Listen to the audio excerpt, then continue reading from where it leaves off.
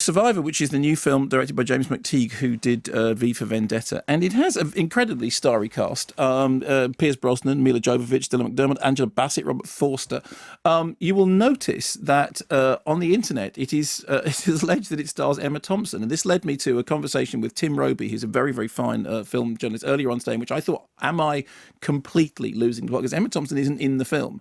Somebody's in the film who isn't Emma Thompson, and apparently Emma Thompson was going to be in it, and then she dropped out at the last minute. James Darcy takes over her role, but there are still, for some reason, not really confused. No, absolutely. Even on the BBFC site, it says that Emma Thompson is in it. She isn't. Anyway, so it's a thriller directed by James McTeague. Pierce Brosnan is an oily assassin of no fixed facial hair. Sometimes he has a moustache, sometimes he doesn't have a moustache. It's a stick-on moustache, but whether he's going to wear it or not is probably one of the most exciting things in the film. He becomes involved in the most ridiculously contrived and unbelievable terrorist plot, which will involve him doing some terrible things. Don't take my word for it. Here is a slightly explanatory clip.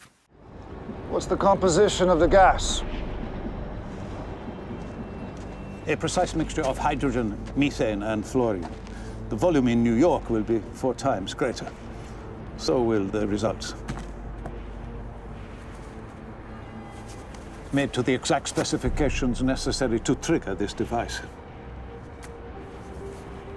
I'm curious, why not use a detonator in New York? At major events, the police carry beeper-sized radiation detectors. There's bomb-sniffing dogs, hazmat units. If there's any sign of an alert, even a false alarm, the first thing the authorities do is kill all communications. Jam radio frequencies, shut down all cell phone towers. Then we have the counter-snipers, placed in a 500-meter radius. However, I shall be firing outside their perimeter.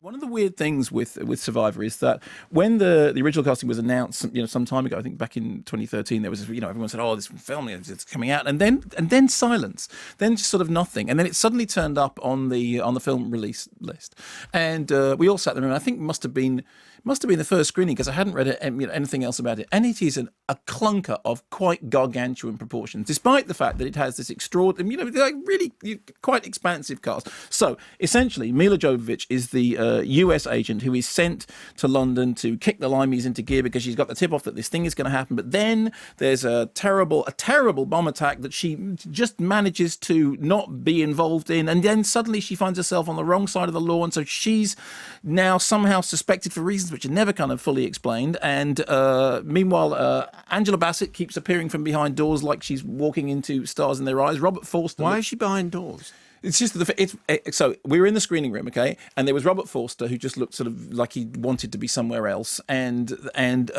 McDermott, who looked like he just wanted to wait for the check turn up, and then suddenly the talk. McDermott. No, Dylan McDermott. Oh, Dylan McDermott. Because there's Dermot Mulrooney's in the other one. Dermot Mulrooney is in Insidious 3, which we'll get to in just a moment if I can get through this first. It's just a film and Francis de la Tour. It's good cast. Yes, good cast and fairly high production values and utter nonsense from beginning to end, and almost, straight to DVD. I think it says straight to video, which again shows my age. Straight to DVD nonsense.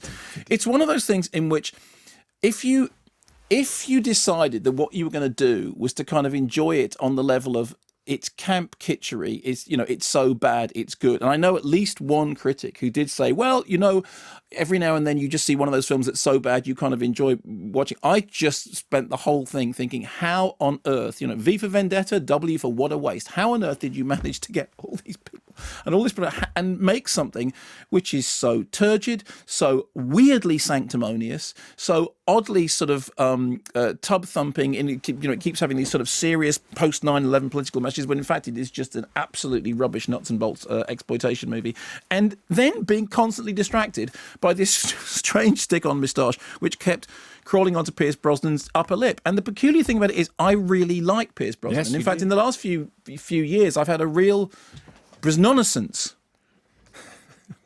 Which isn't even a thing. It isn't even a thing But it because should be. and I've been very impressed. But it is just all over the place. It looks like it's being shoved out to just okay, fine. Let's get it out. Let's get it to a DVD shelf. Coming soon to a DVD shelf as soon as possible. Believe me, if you look at the poster and you think, oh, that looks quite promising. I mean, there's all those people and it's James McTeague and it is the dialogue is beyond unspeakable. The performances all look like people who were in between doing other things and just sort of wandered onto set to do a little bit of this. And as I said, I mean, there is definitely that look in Dylan McDermott's eyes, which is, how long do I have to stay here before you pay me? Because I really want to go somewhere else.